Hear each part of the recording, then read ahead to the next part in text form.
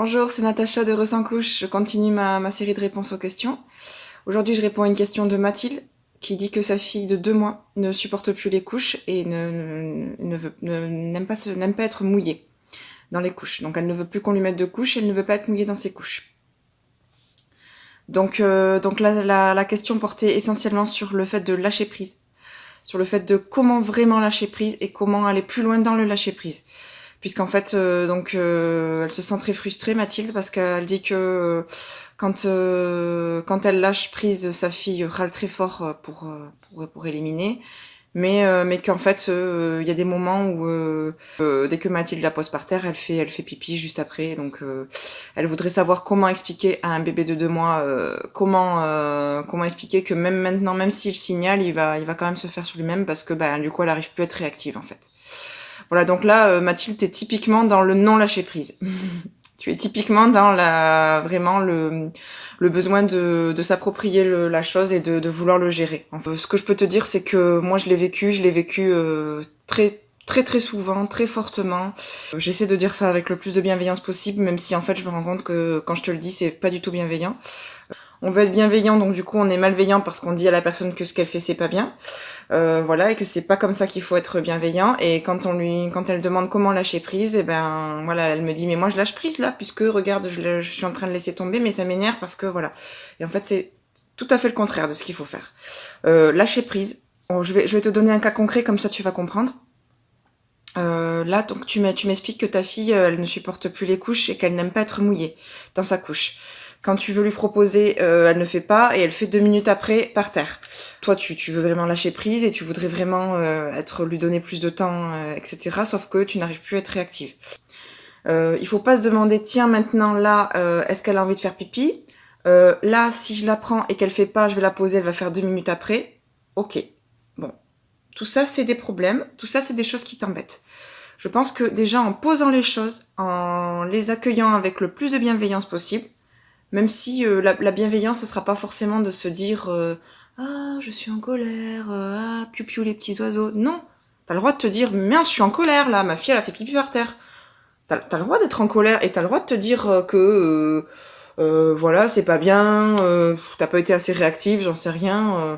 Je pense que la bienveillance aussi, qui commence avec nous-mêmes, c'est aussi des fois d'être en colère et de complètement faire les choses mal, quoi. Euh, Moi, des fois, c'est le bazar chez moi. Mon fils, il a la diarrhée, il a fait caca par terre, il y en a partout, ça pue. Voilà, j'ai mis une couche jetable parce que là j'en avais marre et que j'étais en sortie et que même si je sais très bien quand il veut faire pipi, des fois j'ai plus envie parce que je suis fatiguée. Des fois, la bienveillance, c'est aussi d'accepter de faire les choses mal. Mal, entre guillemets, hein, bien sûr. J'essaie pas de ranger les choses dans des cases bien ou mal, mais dans ce que nous, on considère comme bien et mal. Surtout quand on pratique la chenille, on va se dire, mais là, j'ai mis une couche jetable, là, mon fils, il a la diarrhée, il en a partout parce qu'il a fait caca dans sa couche, voilà, bon. Et ben, c'est des trucs qui arrivent, et puis, voilà, être bienveillant, c'est aussi se dire que, ok, je suis en colère parce que en fait j'ai mis une couche jetable à mon enfant alors que je suis pas ok avec ça. Il a fait caca dans sa couche, il y en a partout. C'est pas bien pour lui. Il va avoir la peau rouge. J'ai tout à nettoyer, ça pue. C'est pas écologique, etc., etc., etc., etc. Je pense que être bienveillant, c'est aussi des fois poser les choses tout simplement et se dire bon ok voilà, je suis en colère. Je suis en colère parce que je suis en colère. Voilà, je suis en colère parce que ce que j'ai fait, je trouve que c'est pas bien, mais aussi je suis en colère. On va pas se dire aller dans la bienveillance à fond en se disant je suis en colère et tout va bien. Non, je suis en colère, point. Voilà. Euh, Là, t'es en colère parce que ta fille, 2 minutes après que tu l'aies proposé, elle veut pas faire quand tu lui proposes, mais 2 minutes après, elle fait pipi par terre. Sauf qu'elle ne supporte pas d'être dans une couche mouillée, donc toi, comme tu as du mal à être réactive, et tu lui mets une couche, et comme elle ne signale plus et que tu as du mal à capter ses signaux, forcément, elle fait pipi dans sa couche et elle est pas contente. Bon, l'idée, c'est vraiment d'arrêter de réfléchir. Pour moi, le fondement du problème, la base du lâcher-prise, c'est d'arrêter de réfléchir. Tout ça, tu le poses, une bonne fois pour toutes. Tu dis, ça me met en colère, ça me frustre. Tout ce que tu m'as dit dans ton commentaire.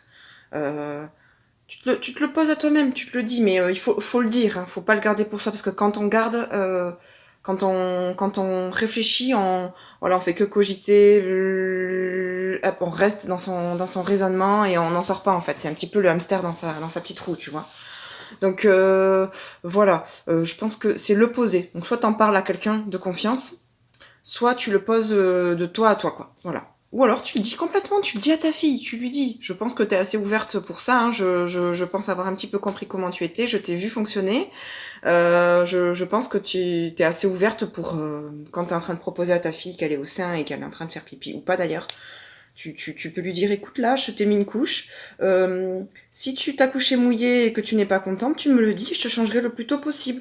Parce que moi, ben là, j'ai du mal à être réactive et quand tu signales pas ou que tu ne veux pas faire pipi quand je te le propose et que tu fais 2 minutes après, ben pour moi c'est frustrant. Voilà, j'essaie de faire le mieux que je peux et je n'y arrive pas. Tu dis les mots qui te viennent, tu dis les mots qui toi te parlent et qui te viennent en premier.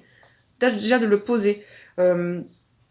Voilà, on est beaucoup dans la bienveillance, on est beaucoup à penser qu'il faut pas tout dire à l'enfant ou qu'il faut le dire d'une certaine manière. Oui, ok, peut-être. Moi, des fois, je dis à mon enfant, là, je n'y arrive plus. Ma fille, parfois, elle est très en colère et j'arrive plus à la gérer. Je lui dis, écoute, là, je t'ai crié dessus parce que je n'y arrive plus. Voilà, et alors? J'ai le droit de lui dire ça? J'ai le droit de lui dire ça puisque c'est la vérité de toute façon. J'essaie pas de la charger en lui disant que ça m'a stressé, que j'ai une journée fatigante. Non, ça, c'est pas des problèmes qui la concernent, on est tout à fait d'accord. Sauf que j'ai le droit de le dire à ma fille, j'ai le droit de lui dire que là, je suis fatiguée et que là, je lui ai crié dessus. J'essaie pas de me justifier en lui disant pardon de t'avoir crié dessus et je ne le recommencerai pas ou je ne le ferai plus ou des promesses que je ne tiendrai pas ou c'est pas bien que j'ai fait ça ou voilà. J'essaie juste de lui dire là, je n'y arrive pas. Point. Pas pour me justifier, simplement pour lui expliquer, pour lui montrer que moi aussi je suis quelqu'un qui est un être humain, qui a ses limites et que des fois j'y arrive pas. Voilà. Et que, ok, elle va être frustrée, ok, elle va être en colère, ok, elle ne sera pas contente, ok, peut-être qu'elle va ressentir de la tristesse. Ta fille ne sera pas dans un état optimal quand elle sera dans sa couche mouillée. Oui, mais peut-être que justement en posant les choses et elle avec son petit cerveau d'enfant de 2 mois qui est encore immature mais qui comprend quand même beaucoup de choses et qui comprend surtout les intentions de sa maman et ses émotions. Je pense qu'elle a très très bien compris ce que tu voulais faire avec elle quand tu pratiques la chenille. C'est-à-dire que tu essaies de comprendre quand elle veut faire et que du coup tu lui proposes au moment adéquat. Peut-être que elle, à ce moment-là, elle a aussi envie de ressentir quand elle fait pipi et quand elle fait pipi sur elle-même surtout, parce que ça c'est un réel besoin. Pour moi, tous les enfants passent par là, ont besoin de sentir à un moment donné, à un âge plus ou moins avancé, hein, ça peut être à 2 mois, il n'y a pas de, y a pas d'âge pour moi.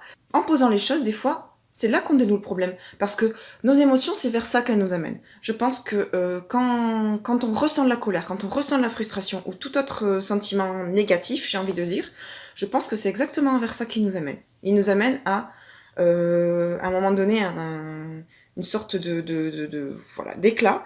On en a vraiment besoin de l'extérioriser et l'extérioriser par la parole, c'est une manière de régler le problème. J'en suis persuadée. Pourquoi on aurait besoin d'avoir des émotions sinon? Les émotions, elles sont à l'intérieur de nous pour nous faire ressentir quelque chose, pour nous montrer réellement où est le problème. Et en l'exprimant, puisque l'émotion nous fait ressentir le besoin de l'exprimer, parce que même les gens qui sont pas habitués à ressentir leurs émotions, à un moment donné ou à un autre, ils l'expriment, forcément par quelque chose. Même si c'est par de l'eczéma ou du psoriasis, parce qu'il y a des gens qui sont tellement loin de leurs émotions et tellement habitués à les cacher parce qu'ils ont été dans une éducation là où il fallait tout cacher, où il fallait rien dire, là quand on pleurait on était moche, etc. Voilà, toutes les petites choses qu'on a plus ou moins entendues, même nous, hein, même toi Mathilde et moi, moi-même à notre âge, on a quand même entendu ça, je pense, quand on était petite. Ça se faisait encore, et ça se fait encore d'ailleurs, hein, parce que c'est des choses qui sont transmises. Et ben ça, même là, l'émotion, à un moment donné, elle va ressortir. Et le fait qu'elle soit exprimée fait qu'on pose le problème. On va s'intéresser à l'expression de cette émotion, quelle qu'elle soit. Et bon, des fois on se trompe, hein, parce que quand c'est de l'eczéma ou de psoriasis, forcément, on est quand même très loin de la personne qui crie parce qu'elle est en colère, quoi. Si elle a crié tout de suite après sa colère, forcément, elle aura pas ce genre de problème, hein, parce que là, tout de suite, elle aura exprimé sa colère. Sauf que toi, quand tu es frustré, si tu dis à ta fille, là, écoute, je n'y arrive plus du tout, ok, t'as ta couche mouillée, t'es pas contente, j'ai bien compris tout ça, mais moi j'ai fait du mieux que j'ai pu, j'ai essayé de comprendre quand tu voulais faire pipi et je t'ai proposé, tu n'as pas voulu faire. Peut-être que t'avais besoin de te faire sur toi-même, sauf que moi, y a des moments où j'arrive plus à être réactive, donc je t'ai mis une couche. Tu me diras si j'ai bien compris ton problème et si j'ai bien compris que c'était exactement ça que tu faisais, tu me le diras ou pas. Voilà. Mais si c'est pas ça, bon, je pense que c'est à peu près ça que tu fais, donc bon, tu comprendras peut-être ce que je veux te dire, mais rien qu'en lui disant, tu vas mettre le doigt sur le problème et tu vas l'extérioriser, ce qui fera qu'après ton cerveau il va se mettre dans une dimension différente et tu vas trouver la solution parce que ta fille elle va te la montrer, la solution. Elle va te la montrer parce que elle va comprendre ce que tu fais, elle va comprendre déjà que tu as lâché prise. Tu as lâché prise. Lâcher prise, ça commence par extérioriser les émotions, les poser, les accueillir avec bienveillance. Et quand on les accueille avec bienveillance, je le répète, ça veut pas dire piou-piou les petits oiseaux, ah, je suis en colère. Non, ça veut dire t'es en colère, point, t'es en colère. Voilà, c'est tout. Ouais, on pourrait en parler pendant des heures parce que encore une fois, quand on va parler de tout ça, à la fin, on va quand même se dire, oui, mais c'est pas beau d'être frustré, c'est pas beau d'être en colère, c'est pas beau d'être jaloux. Oui, là, ma copine, elle fait de la chenille, elle a tous ses pipis, tous les cacas de son fils, il est sans couche, et moi, ma fille, elle veut pas. Oui, mais bon, d'accord, mais ça va peut-être arriver, peut-être pas. Elle aura d'autres problèmes. Et puis, c'est une famille qui est différente, un enfant qui est différent. Bon, la jalousie, oui, d'accord, bah t'as le droit d'être jalouse, mais tout à fait. Moi, je suis envieuse de plein de mamans qui font la chenille sans couche et qui arrivent à avoir énormément de pipi et de caca. Quand j'ai élevé ma fille en achénie, on en avait parlé, je sais pas si tu te souviens, que je donnais du lait de riz en fait à ma fille et du lait de riz infantile et je donne le même lait de riz à mon fils et c'est hyper diurétique en fait. Et ils font énormément pipi et donc maintenant que je fais la chenille sans couche avec mon fils, bah, j'arrive à avoir quand même beaucoup plus de pipi, mais y a quand même pas mal de pipi qui atterrissent par terre quoi ou dans la couche quand tu mets des couches. Voilà. Les enfants qui sont allaités font moins pipi, peut-être. Ou ils font pipi beaucoup plus concentré, parce que je pense que hormonalement, le corps, quand on pratique aussi la chenille, il est beaucoup plus à même d'acquérir la continence. Ça, c'est évident. Oui, moi, je mets de l'eau et je mélange avec de la poudre, donc forcément, c'est pas du tout la même chose. C'est pas du tout la même chose. Bon, alors pour en revenir à ton problème, Mathilde, je pense que pour profondément aller dans le lâcher prise, il faut très partiellement penser au lâcher prise. On va dire les choses comme ça.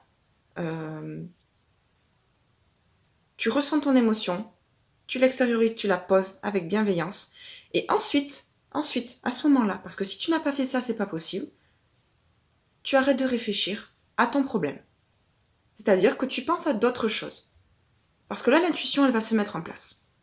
Quand tu es occupé, soit tu portes ta fille en écharpe, soit tu l'as posée sur le tapis, tu mets une alaise sous ses fesses, tu mets ce que tu veux, parce que j'imagine qu'elle se tourne pas encore, donc elle est quand même relativement peu mobile. Quand tu l'as au sein, tu peux toujours mettre le petit pot à chenille sous ses fesses ou mettre une bassine de convalescence, comme on en avait parlé. Mais t'es pas forcément en train de réfléchir à ça. Vis avec elle, regarde-la vivre, regarde-la s'épanouir, ou pense à complètement autre chose. Pense à tes courses, pense à je sais pas, à ta soirée avec tes copines que tu vas faire peut-être plus tard, ou je ne sais pas moi, à autre chose. Voilà. Essaie de penser simplement à autre chose. Parfois, moi, c'est difficile. Parfois, j'y arrive tout de suite, et puis parfois, j'ai du mal parce que mon cerveau, il me reconnecte à chaque fois à ce problème. Mais dès que je pense problème, c'est pas bon, on n'est pas dans le lâcher prise. Par contre, quand mon cerveau, il me reconnecte à pipi caca, ou à ma fille, ou à mon fils, est-ce qu'il est bien, bien à l'aise avec son élimination, ça, c'est l'intuition. Et même si ça arrive 2 secondes après le fait que tu aies arrêté de réfléchir, bah ça, c'est ton intuition qui te connecte à lui, donc, ou à elle. Donc ça veut dire que elle a envie de faire pipi. Là, tu vas me dire, ouais, ok, mais si elle veut toujours pas faire pipi, bon, bah, ça veut dire qu'elle est toujours dans cette phase où elle a besoin de faire pipi sur elle-même. Peut-être que c'est ça qu'elle veut. Et peut-être pas, parce que peut-être que le fait de poser le problème et de lâcher prise sur ça va faire que très rapidement, elle va se remettre à faire pipi au pot. Voilà, c'était ce que je voulais te dire, Mathilde. Alors, j'espère, Mathilde, t'avoir aidé en te donnant quelques petites astuces. Je pense quand même que c'est un sujet qui revient énormément et que je vais énormément approfondir avec beaucoup de cas concrets.